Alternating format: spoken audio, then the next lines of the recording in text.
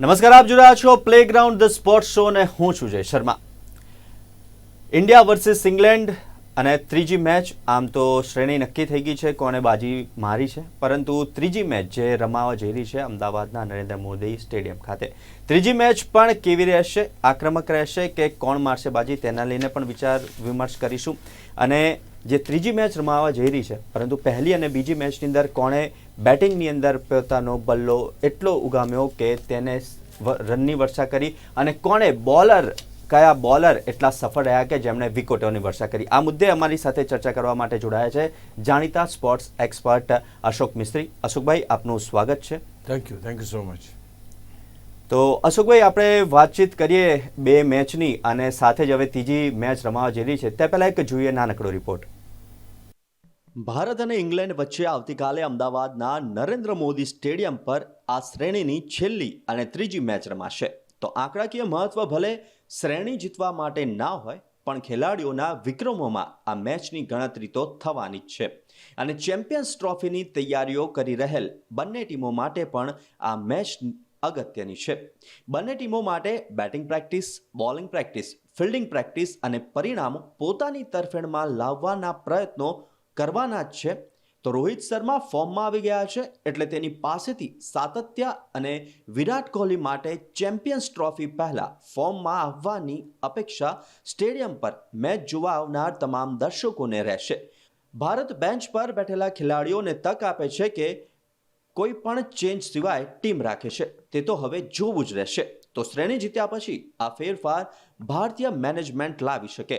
વરુણ ચક્રવર્તી England માટે માથાનો દુખાવો પુરવાર થયો છે, અને અમદાવાદમાં પણ તેની 10 ઓવર્સ કંઈક ચમત્કાર બતાવશે જ. તો બોલિંગ ડિપાર્ટમેન્ટ મજબૂત છે.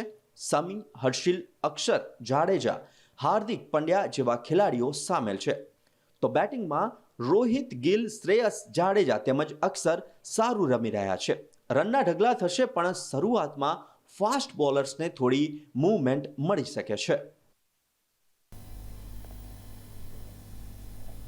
તો ઇંગ્લેન્ડ વર્સિસ ઇન્ડિયા અને ત્રીજી મેચ, અને તે ત્રીજી મેચ અમદાવાદના નરેન્દ્ર મોદી સ્ટેડિયમ ખાતે રમાવાની છે. તેને લઈને પણ લોકોમાં એક ઉત્સાહ જોવા મળી રહ્યો છે. અશોકભાઈ, આપણે ચર્ચાની શરૂઆત કરીએ તો શ્રેણી જીત્યા પછી નરેન્દ્ર મોદી સ્ટેડિયમની અંદર ત્રીજી વન ડેનું કેટલું મહત્વ, અને સાથે શું ખરેખર આ ઔપચારિક મેચ કહી શકાય? જ્યારે બંને ટીમો એક મહત્વની ચેમ્પિયનશિપ માટેની તૈયારીઓ કરી રહી છે, એટલે કે ચેમ્પિયન્સ ટ્રોફીની તૈયારીઓમાં દુનિયાની લગભગ ટીમો અત્યારે લાગેલી છે. પાકિસ્તાનની અંદર પણ ટ્રાયંગ્યુલર સિરીઝ રમાય છે, અહીંયા પણ આ શ્રેણી જે રમાય છે. ભલે શ્રેણી ભારતે જીતી લીધી, પણ એના ગેઇન અને લોસીસ શું, કોના માટે કઈ વસ્તુ પોઝિટિવ બની, નેગેટિવ બની, એ તો ચોક્કસ આપણે જોવું પડે. કે ભાઈ ભારત માટે તો કે રોહિત શર્મા ફરીથી ફોર્મમાં આવ્યા, ભારતની બેટિંગ સારી થઈ, બોલિંગ સારી થઈ, ફિલ્ડિંગ સારી થઈ, બધી જ રીતે સારું પ્રદર્શન કર્યું અને જીત પણ મેળવી.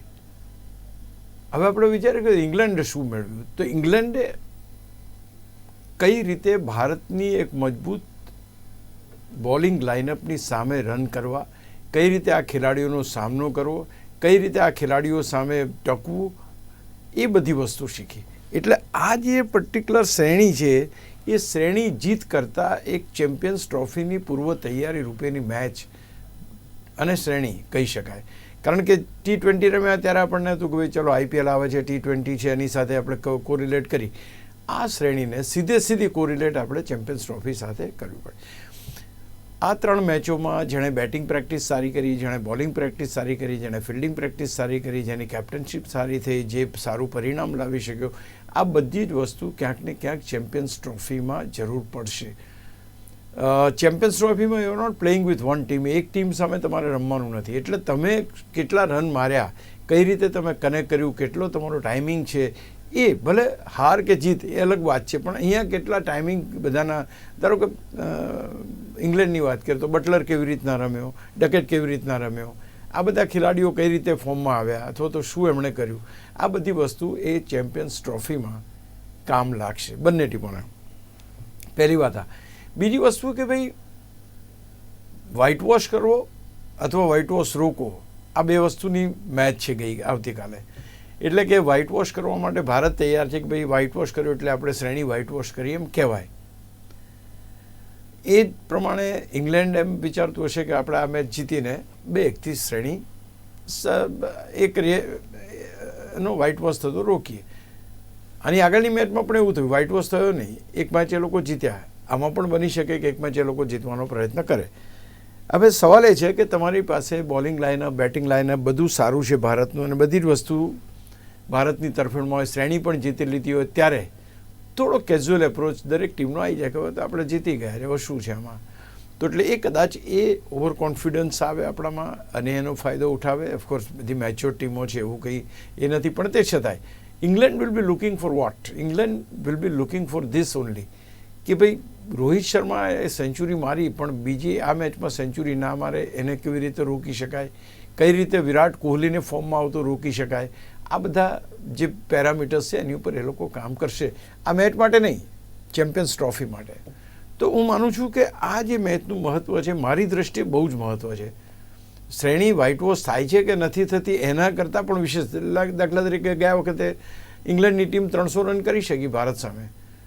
ભારતની ટીમની બોલિંગ અત્યારે એકદમ મજબૂત છે વિશ્વમાં. ઓસ્ટ્રેલિયાના 4 થી 5 ખેલાડીઓ ચેમ્પિયન્સ ટ્રોફી રમવાના નથી, ફાસ્ટ બોલર્સ છે. એટલે જો તમે ભારત જેવી મજબૂત બોલિંગ લાઇનઅપ સામે 300 રન માર્યા તો તમે બીજી કોઈ પણ ટીમ સામે આટલા રન કરી શકો એ ક્ષમતા તમારા બેટર્સમાં છે. એટલે this is a series of gating confidence. ગઈકાલે ન્યૂઝીલેન્ડના વિલિયમસને જબરજસ્ત સેન્ચુરી મારી દીધી, ફરી એકવાર એ લોકો ફોર્મમાં આવી ગયા, they have entered the finals.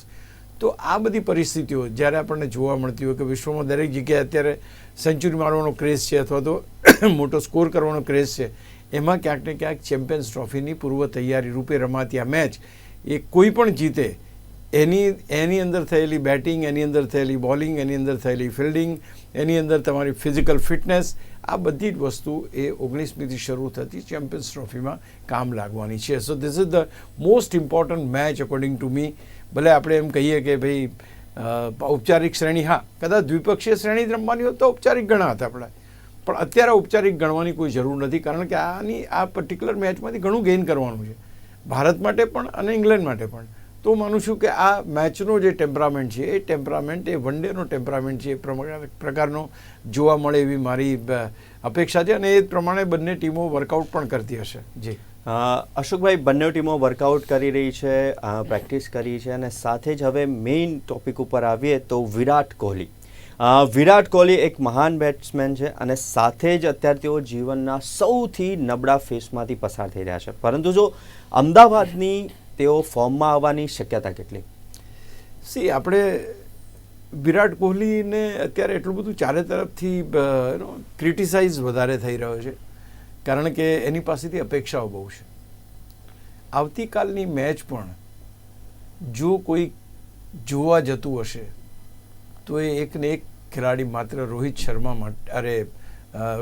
અને વિરાટ કોહલી, આ બે ખેલાડીઓ માટે જ જતું હશે. તમે આજે પણ જોજો, એ કાલે સવારે પણ જોજો, એની જ્યારે આજુબાજુ બધા જે ટી શર્ટ વેચવા માટે બેઠેલા હોય છે એ આવતીકાલે જે પ્રેક્ષકો ટી શર્ટ પહેરીને આવશે, વિરાટ કોહલીની ટી શર્ટ પહેરીને જ આવશે. ભલે બધું જ છે છતાંય એ ફોર્મમાં નથી, રન નથી બનતા, બધી જ વાત છે, છતાં પણ આજની તારીખમાં સ્ટેડિયમ પર ક્રાઉડ પુલ કરી શકે એવો માત્ર એક ખેલાડી છે, અને એ ખેલાડી છે વિરાટ કોહલી. એક જમાનો તો સુનિલ ગાવસ્કર હતા, બીજો જમાનો આવ્યો સચિન તેંડુલકરનો. અમને યાદ છે ઘણી વાર અમે સ્ટેડિયમમાં જઈએ અને સચિન તેંડુલકરની બેટિંગ પૂરી થાય એટલે ચાલતા થઈ જઈએ.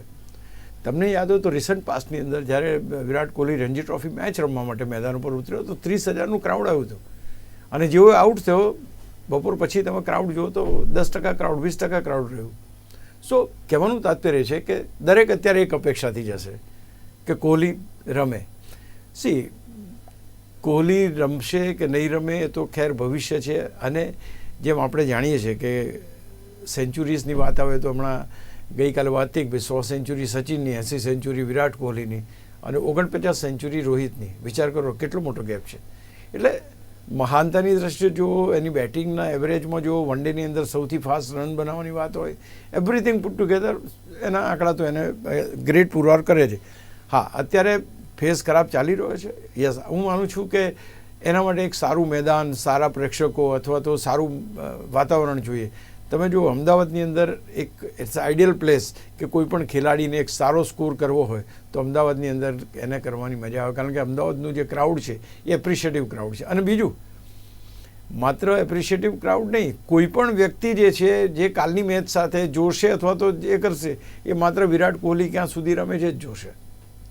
તો આ એક ખેલાડી માટે કાલે એક મહત્ત્વની તક છે અને એનું ફોર્મમાં આવવું એટલે જરૂરી છે કે now we are approaching champions trophy. Now આપણી પાસે સમય નથી, 19મીથી ચેમ્પિયન્સ ટ્રોફી શરૂ થાય છે, એટલે તમારે આ ખેલાડીનું ફોર્મમાં આવવું એટલું જ જરૂરી છે.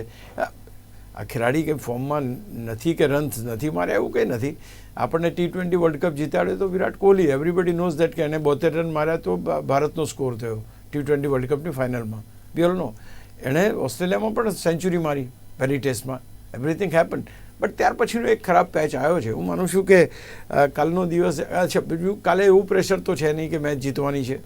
કદાચ ધારો કે મેચ હાથમાંથી નીકળી ગઈ તો એક થોડુંક સાયકોલોજીકલ રિલીફ પણ છે. અને હું માનું છું કે કાલે અહીંયા આગળ એને બેટિંગ કરવાની મજા આવે. આપણે અપેક્ષા એવી રાખીએ કે પહેલાં બેટિંગ ભારત કરે, જેથી કરીને જે એને જોઈએ છે એવા સંજોગો બી મળે અને ફ્રેશ બેટિંગ થાય તો મજા પણ આવે. જી અશોકભાઈ, તો હવે ભારતના ખેલાડીઓની વાત કરીએ તો ભારતના ખેલાડીઓ રોહિતના ફોર્મમાં આવ્યા પછી આત્મવિશ્વાસથી ભરપૂર થઈ ગયા છે અને ગિલ, શ્રેયસ, અક્ષર અને જાડેજા અને રોહિતની બેટિંગ લાઇનઅપને કેવી રીતના આપ જોઈ રહ્યા છો? બહુ સારામાં સારી વાત અત્યારે એ થઈ છે ભારત માટે કે બધાને એમ હતું કે રોહિત શર્માના રન નથી બનતા, શુભમન ગિલના રન નથી બનતા, વિરાટ કોહલીના રન નથી બનતા. એટલે 3 ખેલાડી પછીના જે કોઈ ખેલાડી છે એ બધાએ બાજી સાચવી લીધી.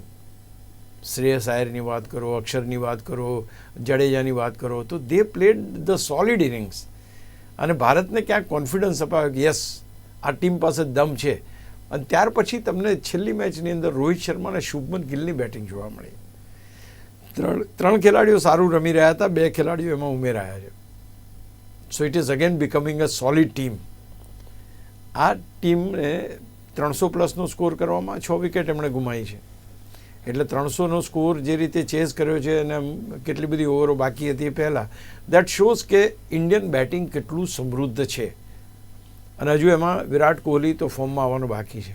તો રોહિત શર્મા રમ્યો, શુભમન ગિલ રમ્યો, અક્ષર રમ્યો, જાડેજા રમ્યા, બધા જે કોઈ શ્રેયસ આયર રમ્યો. તો એવરીવન ઇઝ ડિલિવરિંગ. અને બીજી આની આગળ પણ આપણે વાત કરી હતી કે ભાઈ કોમ્પિટિશન ઇઝ સચ.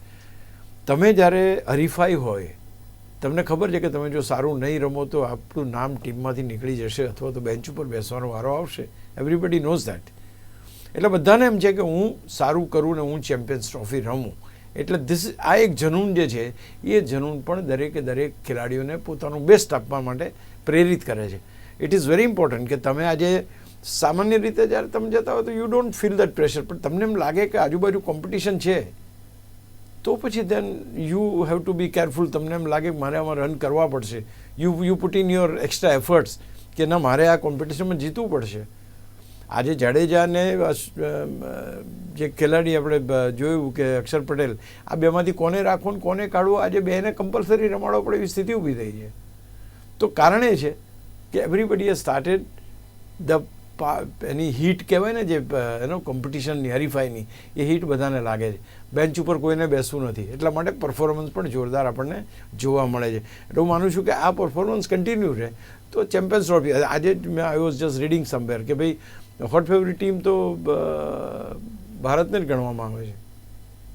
સો આ એક બહુ મહત્ત્વની વસ્તુ છે કે તમે ભારતને જબરી ટીમ ગણો છો, કારણ કે ઓસ્ટ્રેલિયા જે ટીમ જબરી છે એના મુખ્ય બોલરો છે એ જ નથી રમવાના, એટલે એમની બોલિંગ એટેક નબળો પડ્યો છે, બેટ્સમેનો એટલા ચાલતા નથી. તો તમારી પાસે બીજી કઈ એવી ટીમ છે? તો ન્યૂઝીલેન્ડ છે, પાકિસ્તાન છે, ભારત છે. બટ આ બધામાં પણ ભારતનો નંબર 1 છે કે ભાઈ નહીં, ભારત ચેમ્પિયન્સ ટ્રોફી જીતે એવી પૂરેપૂરી શક્યતા હોય. તો આ રીતે જોવા જાઓ તો આ ખેલાડીઓની રમત અને ચેમ્પિયન્સ ટ્રોફી આ બે કોરિલેટ થાય છે કે ભાઈ આપણી પાસે એક ખેલાડી બાકી છે, એ આજે સેન્ચુરી મારી દે ધારો કે કાલે, તો આપણું કામ પતી જાય. મીન્સ કે લોકો એવી રીતના વિચારતા હોય. તો હું માનું છું કે આ એક જોરદાર પીરિયડમાંથી ભારત પસાર થાય. ટ્રાન્ઝિશન પીરિયડ બી છે, એ પણ છે કે આ સિનિયર ખેલાડીઓ રમશે, કેટલું રમશે, ક્યાં સુધી રમશે, તે વખતે નવા ખેલાડીઓ શોધવા ક્યાં જઈશું, તો એ પણ એક કવાયત ચાલી રહી છે. તો માનું છું કે બહુ ઇન્ટરેસ્ટિંગ સ્ટેજ ઉપર છે ભારતની ટીમ અને ઇન્ટરેસ્ટિંગ સ્કોરિંગ પણ 300+નું કરે છે, બોલિંગ સારી છે, bowlers are doing very well. તો માનું છું કે ચેમ્પિયન્સ ટ્રોફી જીતવાના ચાન્સીસ આ બધા ખેલાડીઓ અને એમની બેટિંગ મજબૂત બનાવે છે. યસ. અશોકભાઈ, આપણે બેટિંગની તો વાત કરી દીધી. મજબૂત બેટિંગ અને પરફોર્મન્સ આપણને જોવા મળી રહ્યા છે. કેટલાક ક્રિકેટર્સ છે તે ફોર્મમાં આવી રહ્યા છે, તો કેટલાક હજુ પણ આવી શકે છે. હવે આપણે બોલિંગ તરફ જોઈએ તો બોલિંગ ડિપાર્ટમેન્ટમાં ફેરફારની શક્યતાઓ કેટલી છે, અને ખાસ કરીને શું કુલદીપને ફરીથી સ્થાન મળી શકશે ખરી? સ્થાન તો તમે કોઈને પણ આપી શકો ટીમમાં. એમાં અત્યારે એટલો બધો એવી જરૂર નથી કે જેથી તમારે તાત્કાલિક ફેરફાર કરવો પડે. તમે વરુણ ચક્રવર્તીને ટીમમાં લાવ્યા છો. વરુણ ચક્રવર્તીએ જે રીતે ઇંગ્લેન્ડની T20 શ્રેણીમાં તકલીફો ઊભી કરી દીધી હતી ઇંગ્લેન્ડ માટે, એટલે કદાચ ઇંગ્લેન્ડ માટે આ ખેલાડીને ટીમમાં રાખવો પડે. અને એની સામે તમે જુઓ તો કુલદીપ કરતાં જે પ્રમાણે વરુણ ચક્રવર્તીનું પરફોર્મન્સ છે that is much more stable. આજની તારીખમાં પણ એની 10 ઓવર રમવી એ માથાનો દુખાવો થઈ ગયો છે ઇંગ્લેન્ડના બેટર્સ માટે. એટલે હું માનું છું કે અત્યારની પરિસ્થિતિમાં, કારણ કે બીજું તો કોઈને કઢાયું છે નહીં. તમારે રવિન્દ્ર જાડેજા છે, ઇઝ પ્લેઇંગ સોલિડ ઇનિંગ, વિકેટો પણ લે છે, રન્સ પણ બનાવે છે. અક્ષર ઇઝ એબ્સોલ્યુટલી સુપર. તો તમારી પાસે બાકી કોણ બચ્યું? આ બે સ્પિનર છે, એ સ્પિનરથી ત્રીજો સ્પિનર બાકી બચ્યો તમારી પાસે આ એક ખેલાડી છે વરુણ, અને એની જગ્યાએ તમે કુલદીપને લાવવાની વાત કરો તો હું નથી માનતો કે સેટ થાય. કારણ કે જે રીતે આપણે રમ્યા છીએ, જે રીતે કુલદીપ યાદવનો પ્રભાવ ઇંગ્લેન્ડની ટીમ પર છે, વ્હાઇટ વોશ કરવાની જે પૂરેપૂરી શક્યતાઓ હોય એ શક્યતાઓ તરફ જો ભારત જતું હોય, they want only result in India's favour, એ હોય તો હું માનું છું કે વરુણ ચક્રવર્તીને ટીમમાંથી એ કરવાનો કોઈ સવાલ ઊભો થતો નથી. હર્ષિત અને તમારી પાસે મોહમ્મદ શમી છે, આ બે તો ડેફિનેટલી તમારા બે સીમર્સ છે એટલે રહેશે, એમાં કોઈ સવાલ નથી. તો માનું છું કે અત્યારના તબક્કે રવિન્દ્ર જાડેજા બી ટીમમાં રહેશે, અક્ષર પણ ટીમમાં રહેશે, વરુણ પણ ટીમમાં રહેશે, શમી પણ ટીમમાં રહેશે, હર્ષિત પણ ટીમમાં રહેશે. એટલે આમાં કોઈ ખાસ ફેરફાર મને જણાતો નથી. અશોકભાઈ, જે રીતના બોલિંગની વાત કરી, બેટિંગની વાત કરી, હવે મેઇન ટોપિક પર આવી જાય કે હવે ત્રીજી મેચ છે જે આપણે પણ થોડી પહેલાં વાત કરી વ્હાઇટ વોશને લઈને. તો ઇંગ્લેન્ડનો વ્હાઇટ વોશ રોકવામાં ટીમ કેટલી સફળ થઈ શકશે, અને સાથે જ જ્યારે ચેઝ માસ્ટર ભારત છે સામે, તો ભારત ફરી એકવાર ફોર્મમાં છે? વેલ, ચેઝ માસ્ટર ભારત તો છે જ, એમાં કોઈ બેમત નથી. ગયા વખતે આપણે 304નો સ્કોર ચેઝ કરીને જીતી ગયા મેચ. એટલે તો England is facing some problems. હવે ઇંગ્લેન્ડના જે બેટ્સમેન છે, બ્રુક છે, કે ધારો કે બટલર છે, કે પછી ઓપનિંગ પેર જે છે, જેમના રન્સ નથી બનતા, I think they are suppose to score now. હવે એમાં એવું છે કે જો ઇંગ્લેન્ડને ચેમ્પિયન્સ ટ્રોફીમાં પ્રભાવી રહેવું હોય અથવા તો પ્રભાવ પાડવો હોય તો એમની બેટિંગ લાઇનઅપને વેકઅપ કરવું પડે. ગયા વખતે 300 માર્યા એ લોકોએ, આઈ એમ નોટ ડિનાઇંગ, દે પ્લેડ વેલ, પણ એમાં ઇમ્પ્રૂવ કરી શકે એમ છે. કારણ કે નાવ એક કોન્ફિડન્સ એવો આવ્યો છે કે હા, આપણે 300 કરી શકીએ છીએ. તો નાવ આ એક સમય એવો છે કે જેમાં 300ને ચેસ કરવાનો આવે કે 350નો સ્કોર કરવાનો આવે. ટોચના સ્કોર જે બનાવ્યા છે, સૌથી વધારે સ્કોર વન ડેની અંદર બધા રેકોર્ડ ઇંગ્લેન્ડના નામે છે. એટલે they have got that habit of scoring big runs, અને એ થઈ શકે એમ છે. તો જો એ પરિસ્થિતિમાં, કારણ કે જે રીતે આ ખેલાડીઓને ટીમમાં લેવામાં આવ્યા છે, એ ટીમમાં એટલે જ લીધા છે because they are the masters of this game. તો એ પરિસ્થિતિમાં આપણે જોઈએ તો they have got a chance to come back and they have got a chance to score more. 300 તો કર્યા છે, એ 350 કરી શકે એવી ટીમ છે ઇંગ્લેન્ડ, એમાં કોઈ બેમત નથી. આપણે એમાં કોઈ એ કરવાની જરૂર નથી કે આપણે અંડર એસ્ટિમેટ કરીએ કે 2 મેચ જીતી ગયા એટલે ત્રીજી મેચ આપણે જીતી જઈશું. ના, દે કેન કમ બેક. કારણ કે એ પણ 2 વાર ચેમ્પિયન છે, આપણે પણ 2 વાર આ ફોર્મેટના ચેમ્પિયન છીએ, એટલે એ થઈ શકે, કમબેક થઈ શકે. યસ, વ્હાઇટ વોશ થતો રોકી શકે ઇંગ્લેન્ડ, એ સ્થિતિ ચોક્કસ છે. પણ ભારત એવું ઈચ્છશે નહીં. ભારત એટલે નહીં ઈચ્છે કે ભારતને એક કોન્ફિડન્સ જે બન્યો છે, એ કોન્ફિડન્સને કન્ટિન્યુ કરવો છે. દે wanted to keep that confidence steel champions trophy. એટલા માટે એને કોઈ એ નહીં કરે. એટલે હું માનું છું કે ભારત પ્રયત્નો પૂરા કરશે કે વ્હાઇટ વોશ કરે, અને ઇંગ્લેન્ડ ડેફિનેટલી ટ્રાય કરશે કે ભાઈ 2 ખેલાડીઓ સેન્ચુરી મારે, કોઈ એકાદ મોટો સ્કોર કરે. તો એ પરિસ્થિતિની અંદર ક્યાંક એ લોકો પણ એવો પ્રયત્ન કરશે ખરા. જી અશોકભાઈ, જે રીતના આપણે વાત કરી કે 4-1થી આપણે જીત્યા T20 સિરીઝ, હવે ODI ચાલી રહી છે, અને આમ તો ઔપચારિક રીતના તો આપણે જીતી જ ગયા છે, પરંતુ આ માહોલ જે છે તેની અંદર સોને પે સુહાગા જેવો માહોલ બની શકશે. કેમ કે કેવો રહી શકે છે નરેન્દ્ર મોદી સ્ટેડિયમનો માહોલ? કેમ કે વ્હાઇટ વોશ સાથે જ હવે એક ઇન્ડિયાની ટીમમાં એ નથી કે આપણે આ મેચ જીતવી પડશે, કે જે રીતના આપણે વાત થઈ ગઈ કે ઔપચારિક પ્રમાણે તો આપણે જીતી જ ગયા છે, એટલે એક એવી કોન્ફિડન્સ છે. તો શું વ્હાઇટ વોશને લઈને પણ નરેન્દ્ર મોદી સ્ટેડિયમનો મિજાજ માહોલ કેવો રહી શકે છે? સી અમદાવાદ તો ક્રિકેટનું ગાંડું છે ભાઈ. તો અમે જોઈએ કારણ કે અમે પ્રેસ બોક્સમાં બેઠા છીએ ને વી વિટનેસ ધી ક્રાઉડ. એ કોઈ પણ મેચ હોય અને એમાંય ખાસ કરીને આવા બધા દિગ્ગજો આવવાનું. મેં તમને હમણાં જ કહ્યું કે સૌથી વધારે અહીંયા આગળ પેલી આઈપીએલની મેચો હતી તો મહેન્દ્રસિંહ ધોની 7 નંબરની ટી શર્ટ સૌથી વધારે વેચાઈ.